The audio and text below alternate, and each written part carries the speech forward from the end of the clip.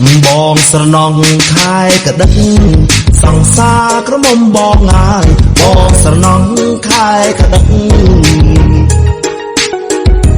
បងស្រណងខែកដឹក